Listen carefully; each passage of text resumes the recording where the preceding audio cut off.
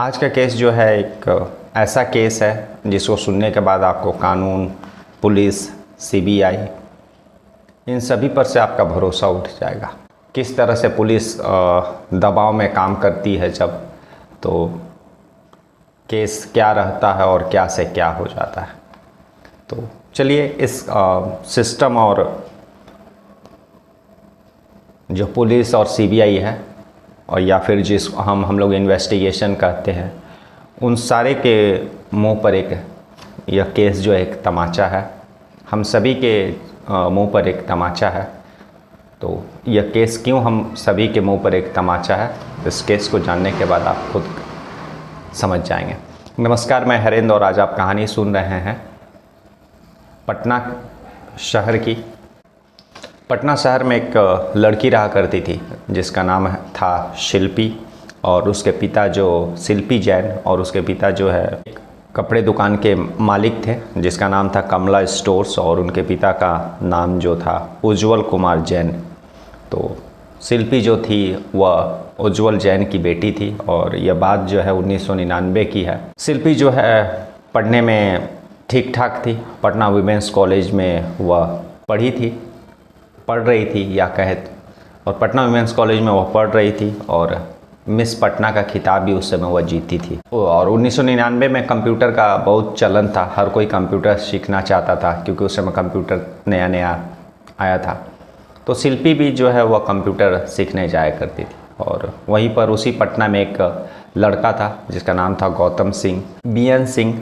एक उनके पिता डॉक्टर थे और पिता जो है वह लंदन में, माँ और उसके पिता जो है लंदन में रहा करते थे, और गौतम जो है वह पटना में रहा करता था। शिल्पी जैन और गौतम सिंह में जो है दोस्ती थी, एक दोस्त जैसा थे। वो लोग एक दूसरे को प्यार भी करते थे, हालांकि दोस्ती के रूप में ज़्यादा जाना जाता था उस समय इन लोगों को। और गौतम जो था वह पटना में था और वह पॉलिटिक्स में रुचि रख रहा था, उसको अपने आगे चल कर के नेता बनना था। तो वह बहुत सारे पटना में नेता लोगों से मिलता रहता था। तो उस दौरान शिल्पी को भी काफ़ी नेताओं के साथ वह मिलवाता था। जब कहीं जाता था तो शिल्पी को लेकर के जाता था और उसका दूसरे नेताओं के साथ भी उसका परिचय कराता था। बात जो है 2 जुलाई 1999 का दिन था। मानसून लगभग शुरू हो चुका था, बारिश हो रही थी। तभी शिल्पी जैन जो है अपना कंप्यूटर क्लास जाने के लिए दोपहर निकलती है, और जैसे ही वह घर से निकलती है कुछ दूर रिक्शा में बैठ करके जब वह जाती है तो एक वाइट कलर की जैन कार शिल्पी के पास आती है और फिर वे लोग कुछ बात करते हैं। उसके बाद शिल्पी जो है उस वाइट कलर की जैन कार से कहीं चल जाती है। और लेकिन वाइट कलर का जो जैन कार उसके पास जो आया था और जिसे शिल्पी बात कर रही थी, जिस कार में वह बैठ करके गई थी, वह उसमें जो एक शख्स था वह गौतम का दोस्त था। और पहले गौतम ने उसका परिचय करवाया था शिल्पी का।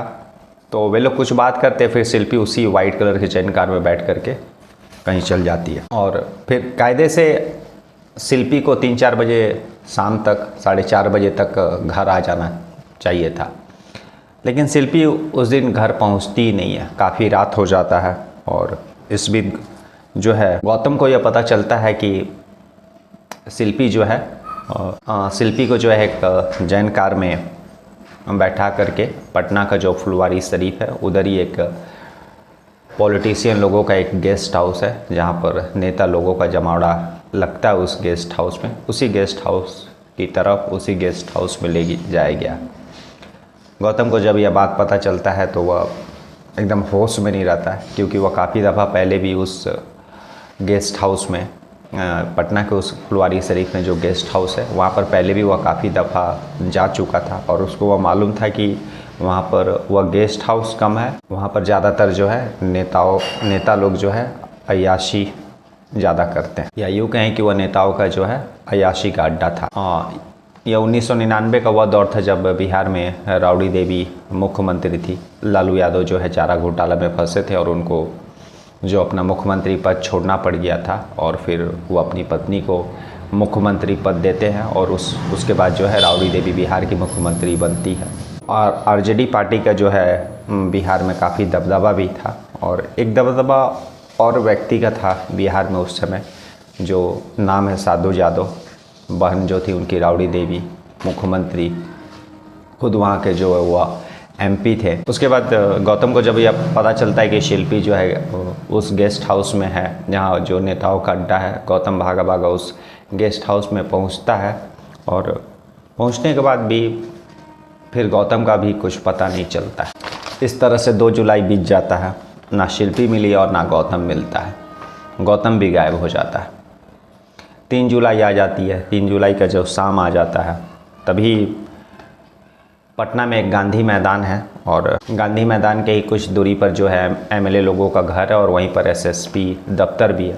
और एसएसपी दफ्तर के पीछे उस समय एक गैराज हुआ करता था। उसी गैराज के पास जब पुलिस पहुंचती है, पुलिस को एक फ़ोन आया रहता है कि उस गैराज में जो है 2 लाशें हैं। और जब यह पुलिस को इन्फॉर्मेशन किसी अनजान नंबर से आता है, अज्ञात व्यक्ति से आता है, तो पुलिस उस एसएसपी कार्यालय के पीछे में जो गैराज था उस गैराज के पास पहुंचती है और फिर जो है उस गैराज को खोला जाता है। और जब खोला जाता है तो अंदर में एक कार, वाइट कलर की जैन कार दिखती है। उस कार में शिल्पी और गौतम अर्धनग्न अवस्था में रहते हैं और यानी दोनों का डेड बॉडी रहता है। पुलिस अभी सारा चीज़ तहकीकात ही कर रही थी और तब तक 9 बजे पुलिस वहाँ पहुँचती है और फिर यह सारा वाक़या देखती है। तब तक 9:30 बजे जो है उस एमपी साहब भी, साधु यादव भी वहाँ पर पहुँच जाते हैं। जबकि पुलिस वाले जो भी इन्वेस्टिगेशन ऑफिसर वहाँ उस समय पहुँचे थे, उन्होंने किसी को उस घटना का जानकारी भी नहीं दिया था, अपने सीनियर को भी इन्फॉर्मेशन नहीं दिया था, क्योंकि वह भी खुद उस जगह का मुआयना कर रहे थे और ख़ुद उस लाशों का सारा जानकारी इकट्ठा कर रहे थे। जानकारी कोशिश करने का प्रयास कर रहे थे कि आखिर जो उस कार में 2 शव मिले हैं अर्धनग्न अवस्था में, वो किन लोगों का है। तो पुलिस को भी आश्चर्य लगा कि आखिर जो है एरिया के एमपी साहब को कैसे इन्फॉर्मेशन चल गया, वो वहाँ कैसे पहुँच गए। उसके बाद जो है कुछ समय के बाद जो है शिल्पी का भाई भी पहुँचता है और लगभग 10 बजे रिपोर्ट दर्ज होता है। और रिपोर्ट पर पुलिस ने साफ यह लिखा अपनी रिपोर्ट में कि सफ़ेद कार में मिली हुई जो दोनों लाश है वह देखने से खुदकुशी लगता है और शायद जहर खा करके खुदकुशी किया गया है। तो शायद यह देश की पहली ऐसी पुलिस होगी जिसने बिना पोस्टमार्टम का, बिना किसी एविडेंस का आधे घंटे के अंदर यह अपनी रिपोर्ट में दर्ज कर लिया था, यह फैसला कर लिया था कि वह दोनों लाश जो है वह खुदकुशी का केस है। 11 बजे जो है फिर बॉडी को पोस्टमार्टम के लिए भेजा जाता है और गौतम के फैमिली जो लंदन में रहा करते थे, तो पुलिस बिना उनके घर वालों को इन्फॉर्म किए, बिना कोई जानकारी दिए उसका पोस्टमार्टम 11 बजे होता और रात को लगभग 2-3 बजे उसका डेड बॉडी का अंतिम संस्कार कर देते हैं। उसके फैमिली का भी यहाँ तक आने का इंतज़ार नहीं करते। अब पता नहीं क्यों इतना पुलिस को क्या हड़बड़ी था कि आमतौर पर जो है रात में पोस्टमार्टम होता नहीं है, बहुत इमरजेंसी केस रहता, बहुत ऐसा सेंसिटिव केस रहता, तब जा कर के हाई प्रोफाइल केस रहता है, तब जा कर के जो है रात में पोस्टमार्टम होता है। तो पुलिस ने रात में पोस्टमार्टम करवाया और फिर रात में ही उस गौतम का जो है डेड बॉडी का अंतिम संस्कार कर दिया। ना ही उसके घर वालों को इन्फॉर्म किया, ना ही उसके घर वालों को यहाँ आने का इंतज़ार किया। शिल्पी का पोस्टमार्टम के बाद उसका डेड बॉडी उसके घर वालों को दे दिया जाता है। अगले दिन पुलिस के दबाव में जल्द से जल्द उसका अंतिम संस्कार करा दिया जाता है और 4 जुलाई को जो है शिल्पी का भी अंतिम संस्कार हो जाता है। 2-3 महीना पुलिस इन्वेस्टिगेशन करते रही, लेकिन पुलिस अपना वही रिपोर्ट में डाली कि जो है यह खुदकुशी का केस है, कोई एविडेंस नहीं मिला। लेकिन सितंबर 1999 पहुंच जाता है। जुलाई में यह कांड हुआ था और सितंबर लगभग 3-4 महीना बीत जाता है। उस समय विपक्ष के नेता लोग ने इस केस को लेकर के काफ़ी हंगामा किया था और राबड़ी देवी के ऊपर भी काफ़ी प्रेशर बनने लगा था, पॉलिटिकल प्रेशर। तब राबड़ी देवी ने जो है इस केस को सीबीआई को ट्रांसफ़र, सितंबर 1999 में जो राबड़ी देवी ने इस केस को सीबीआई को ट्रांसफ़र किया और सीबीआई भी 3-4 साल तक यही इन्वेस्टिगेशन करती है। और वही जो पुलिस का जो थ्योरी था, पुलिस ने जो खुदकुशी का केस दर्ज किया था, सीबीआई भी वही केस वही सारी बातें जो अपनी इन्वेस्टिगेशन में भी दर्ज करती है और कोर्ट में जो है क्लोज़र रिपोर्ट दे देती है। सीबीआई ने अपने रिपोर्ट में, क्लोज़र रिपोर्ट में ये डाला था कि दोनों जो है गौतम और शिल्पी, ये दोनों खुदकुशी किए थे और वे लोग कार में काफ़ी देरी बैठे हुए थे शीशा वगैरह बंद करके। तो कार्बन मोनोडाइऑक्साइड जो होता है उस गैस के कारण जो है उन लोगों का जो है मृत्यु हो गया। तो यहाँ सबसे बड़ी बात है कि कोई भी अगर आत्महत्या करेगा या कोई भी व्यक्ति अगर मरेगा तो वह अर्धनग्न अवस्था में क्यों खुदकुशी करेगा, अर्धनग्न अवस्था में क्यों मरेगा, क्योंकि उसको मालूम है कि मरने के बाद उसके घर वाले भी उसके डेड बॉडी को देखेंगे। ये सारी बातें दुनिया के पास भी आएगी। तो अर्धनग्न अवस्था में मरने का कोई सवाल ही नहीं आता है। सबसे बड़ी बात है कि यहाँ पर आखिर जो है उन दोनों का डेड बॉडी जो है एसएसपी ऑफिस के पीछे में जो गैराज था वहाँ तक पहुँचा कैसे। और इस पूरे इन्वेस्टिगेशन में आज 2024 चल रहा है और केस जो 1999 में हुआ था, और इस केस को जो वहाँ की पटना पुलिस ने भी इन्वेस्टिगेट किया था और उसके बाद सीबीआई ने भी इन्वेस्टिगेट किया था। लेकिन दोनों ही पुलिस और सीबीआई ने आज तक यह 24-25 सालों में यह पता नहीं कर पाई कि जो पहला कॉल आया था, फर्स्ट कॉल पुलिस को, जिस अज्ञात व्यक्ति ने या पुलिस को यह जानकारी दी थी कि एसएसपी ऑफिस के पीछे में जो गैराज है, एमएलए साहब के घर के पीछे में जो गैराज है, वहाँ पर गौतम और या फिर दो अनजान लोगों का जो है शव एक कार में रखा हुआ है। पुलिस इस फर्स्ट मैसेज देने वाले व्यक्ति के पास भी नहीं पहुंच पाई या फिर उसको भी नहीं पकड़ पाई आज तक। 19 सितंबर 1999 में जो है सीबीआई ने भी क्लोज़र रिपोर्ट दे दिया। उस समय एक मीडिया में यह बात काफ़ी आया था कि एसपी जो उस समय के मिस्टर भाटिया थे उन पर इल्ज़ाम भी लगा था कि दबाव में आकर के जो शिल्पी और गौतम का मर्डर केस है, इसमें सारे एविडेंस और साबित इस केस को पूरा बिगाड़ने में मिस्टर भाटिया लगे हुए हैं। और साढ़े चार साल तक सीबीआई जांच जो चला, 2003 के सितंबर में सीबीआई ने क्लोज़र रिपोर्ट पेश की और लगभग क्लोज़र रिपोर्ट में अपना इन्वेस्टिगेशन में सीबीआई ने वही चीज़ लिखा जो 1999 में पुलिस ने अपनी रिपोर्ट में लिखा था। यहाँ पर एक बात सबसे जानने का ज़रूरी है कि जो 1999 में जो पुलिस ने जब रिपोर्ट किया था और उस समय पोस्टमार्टम के लिए जो दोनों बॉडी को भेजा था, तो उस समय पोस्टमार्टम रिपोर्ट में फॉरेंसिक उस जगह जब फॉरेंसिक ने जांच किया था उसका रिपोर्ट में यह साफ आया था, वहाँ उस समय डॉक्टरों ने साफ कहा था कि जो है शिल्पी के शरीर पर जो है चोट के निशान बहुत जगह मिले हैं और एक से ज़्यादा व्यक्ति ने इसका रेप किया है, यानी उसके साथ गैंग रेप हुआ था। लेकिन फिर भी जो है पुलिस उन कातिलों तक नहीं पहुंच पाई और पुलिस और सीबीआई ने भी उस रिपोर्ट को नहीं माना और यहाँ पर यह बात अपने क्लोज़र रिपोर्ट में डाल दी कि जो है कार में बैठे रहने से कार्बन मोनोऑक्साइड गैस के कारण उन दोनों का जो है मृत्यु हो गया। सीबीआई के बाद सीबीआई जब क्लोज़र रिपोर्ट दायर कर देती है तो फिर उसके कुछ दिनों के बाद जो है शिल्पी का भाई था वो अपना आवाज़ बुलंद करता है, सुप्रीम कोर्ट, हाई कोर्ट जाता है, मीडिया में बयान देता है कि उसके बहन का जो है इन्वेस्टिगेशन ठीक तरीके से नहीं हुआ है, उस केस को दोबारा खोला जाना चाहिए। अभी यह सारे चीज़ें वह मीडिया में बयान दे रहा था और हाई कोर्ट ये सब में सुप्रीम कोर्ट में केस को रीओपन करवाने का वह प्रयास कर ही रहा था। और सबसे बड़ी बात है कि उस समय 2003 लास्ट में और देश में 1-2 रेप की और भी वैसी वारदातें हो गई थी, जिसके कारण देश जो है वह और भी दूसरी केसेस जो है बहुत हाईलाइट हुई थी और उस केसों के साथ यह केस भी शिल्पी जैन का जो है रेप या मर्डर केस जो है ये भी साथ में बहुत हाईलाइट हो रहा था। तो फिर इस कारण से जब उसके भाई ने आवाज़ उठाना, उस केस को ओपन करने के लिए आवाज़ उठाने का जो कोशिश करने लगा, तब उसका एक दिन जो है किडनैप हो जाता है 2006 में और फिर 2 दिन के बाद जो है वह रस्मी तरीके से घर भी पहुंच जाता है।